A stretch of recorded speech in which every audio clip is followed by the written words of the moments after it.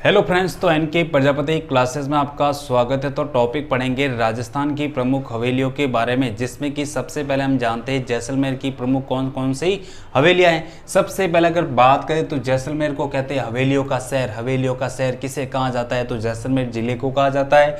दूसरा है बीकानेर को क्या कहा जाता है? तो बीकानेर को हजार हवेलियों का शहर भी कहा जाता है। आगे हम सबसे पहले जानते हैं जैसलमेर जिले की कौन कौन सी हवेलियां जो प्रसिद्ध मानी जाती है। सबसे पहला लिखा है सालिम सिंह की हवेली।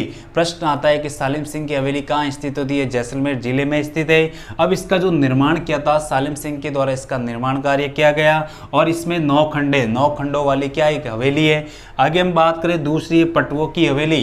प्रश्न आता है पटवों की हवेली कहाँ स्थित है? तो जैसलमेर जिले में। अब इसका निर्माण की बात करें तो सेठ गुमान चंद्र पटवा के द्वारा की गई और ये हवेली जो है शिल्पकला नक्काशी के लिए प्रसिद्ध मानी जाती है और पत्थर में नक्काशी के लिए इस हवेली को प्रसिद्ध माना जाता है। और ये हवेली जो है 5 मंजिला, कितने मंजिला? 5 मंजिला हवेली है और इसमें 66 क्या है? झरोखे हैं। विश्व की एकमात्र हवेली जिसकी खिड़कियां जो पत्थर से बनी हुई, विश्व की एकमात्र हवेली जो पत्थर की खिड़कियां उनमें बनी हुई है। आगे यह 5 हवेलियों से मिलकर बनी है। कितनी हवेलियों से? 5 हवेलियों से मिलकर यह हवेली बनी है। आगे हम नतमल हवेली की बात करें तो ये भी जैसलमेर जिले में और इसमें महारावल बेरिसाल के समय इस हवेली का निर्माण कार्य किया गया और इसके शिल्पकार क्या कौन थे? हाथी व लालू।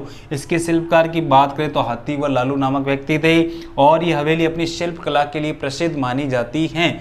उसके बाद में हम जानते हैं बीकानेर की कौन कौन सी प्रमुख हवेलियां है, जिसमें कि सबसे पहले बस से बीकानेर बस से बचावतों की हवेली बीकानेर जिले में स्थित है और बीकानेर की सबसे पुरानी हवेली की बात करें तो बचावतों की हवेली को माना जाता है। इसका निर्माण की बात करें तो 1593 में कर्ण सिंह बचावत के द्वारा इसका निर्माण कार्य किया गया और लाल पत्थरों से इसका निर्माण कार्य करवाया गया। आगे हम बात करें रामपुरी हवेली की बात करें तो ये भी बीकानेर जिले में। ये हवेली अपने विशाल आंगन और स्थापत्य कला के लिए प्रसिद्ध मानी जाती है। और आगे बात करें रीग जी बागड़ी की हवेली भी बीकानेर जिले में स्थित है।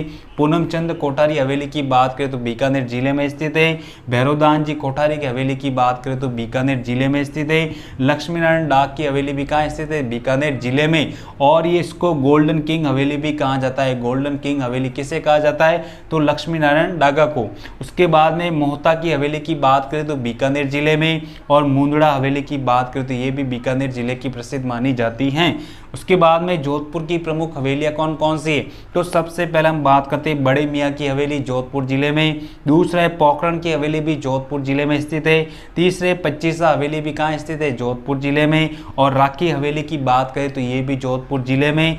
पाल हवेली की बात करें तो जोधपुर जिले में और पुष्य हवेली की बात करें तो ये भी जोधपुर जिले में है। आगे हम बात करें प्रमुख शेखावटी के हवेलियों की बात करें तो सबसे पहला आता है नवलगढ़। अब ये नवलगढ़ कहाँ स्थित है? तो झुंझुनू जिले में स्थित है। वहां की कौन कौन सी हवेलियां है? तो सबसे पहले नवलगढ़ को कहते हैं हवेलियों का नगर। प्रश्न आता है कि हवेलियों का नगर किसे कहा जाता है? तो नवलगढ़ को कहा जाता है। दूसरा है शेखावटी की स्वर्ण नगरी भी किसे कहा जाता है? नवलगढ़ को कहा जाता है। उसके बाद में सबसे पहले अगर बात करें तो यहाँ पर पोदारों की हवेली कहाँ पर है? नवलगढ़ में। दूसरी है भक्तों की हवेली भी नवलगढ़ में और तीसरी है टीबड़े वालों की हवेली भी कहाँ है? नवलगढ़ में। उसके बाद में बघेरिया की हवेली ये भी नवलगढ़ में। और 8 हवेली की बात करें तो ये भी नवलगढ़ में। और चौकानी परिवार की हवेली की बात करें तो नवलगढ़ में। और रूपनिवास हवेली की बात करें तो नवलगढ़ में। और जालान की हवेली की बात करें तो ये भी नवलगढ़ में। उसके बाद में महनसर ये भी झुंझुनू का प्रसिद्ध स्थान है और यहाँ पर सोने सांदे की हवेली बनी हुई है। सोने सांदे की हवेली कहाँ स्थित है? तो ये महनसर झुंझुनू में।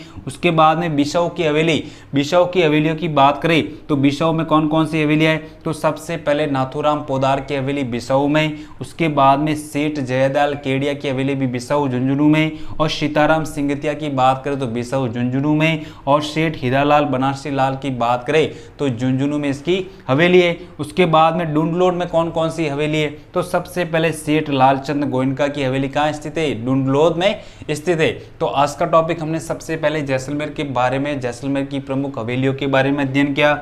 उसके बाद में बीकानेर की प्रमुख हवेलियों के बारे में अध्ययन किया और उसके बाद में जोधपुर और शेखावाटी की प्रमुख हवेलियों के बारे में अध्ययन किया। अगर आपको वीडियो अच्छा लगा हो तो चैनल को सब्सक्राइब कीजिए, लाइक कीजिए, कमेंट कीजिए। Thank you. वेलकम।